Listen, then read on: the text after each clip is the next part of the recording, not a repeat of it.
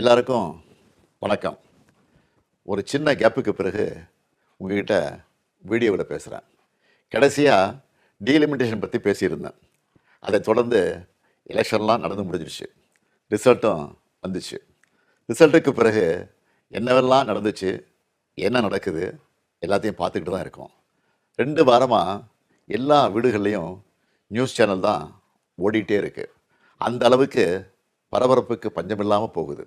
2026 தேர்தல் முடிவுகளை எடுத்துக்கிட்டால் திமுக ஒரு பெரிய பின்னடைவை சந்திச்சிருக்கு. அதை நாம் ஏற்றுக்கிட்டு தான் ஆகணும். இது நிச்சயமாக நாம் எதிர்பார்த்த ரிசல்ட் இல்லை. இதுக்கு அவர் காரணம் இவர் காரணம்னு யாரும் யார் மேலேயும் பழி போடாதீங்க. தலைவராக இந்த தோல்விக்கு நானே பொறுப்பேற்றுக்கிறேன். வெற்றி கிடைக்கும்போது எனக்குத்தான் அந்த கிரெடிட் வந்து சேருது. அப்போ தோல்வி அடையும் போதும் அந்த பழியை நான் தான் ஏற்றுக்கணும். அதுதான் ஒரு நல்ல தலைவருக்கான இலக்கணம்.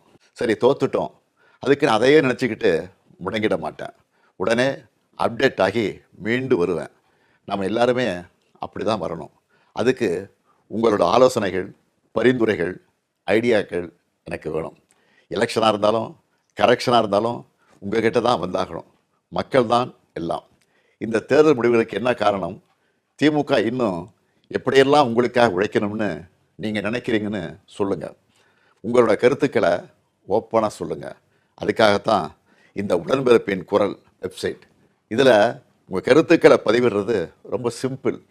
உங்கள் வாய்ஸ்லேயே பேசி கருத்துக்களை சொன்னீங்கன்னா அதுவே டைப் ஆகிடும்.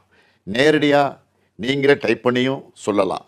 இல்லைன்னா நீங்கள் பேப்பரில் எழுதி அந்த ஃபோட்டோவை அப்லோட் பண்ணலாம், டாக்குமெண்ட்டாக அனுப்பலாம். உங்கள் கருத்துக்கள் எனக்கு வந்து சேர்ந்துடும். அதையெல்லாம் படித்து பரிசீலித்து நம்ம அடுத்த கட்ட நடவடிக்கையை வடிவமைக்க போகிறேன். நம்மளோட அணுகுமுறை, சிந்தனை, செயல்பாடு எல்லாத்தையும் மாற்றி ஆகணும். காலத்துக்கு ஏற்ற மாதிரி எவால்வ் ஆகித்தான் ஆகணும். உங்கள் கருத்துக்களின் அடிப்படையில் டிஎம்கே 2.0 வரும்.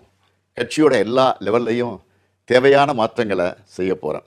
இதனால் அடுத்த 100 ஆண்டுகளுக்கும் இந்த இயக்கம் உயிர்ப்போடு இயங்கும், உங்களுக்காக இயங்கும். உடன்பிறப்பே, நீங்கள் சொல்லுங்கள், நான் கேட்குறேன்.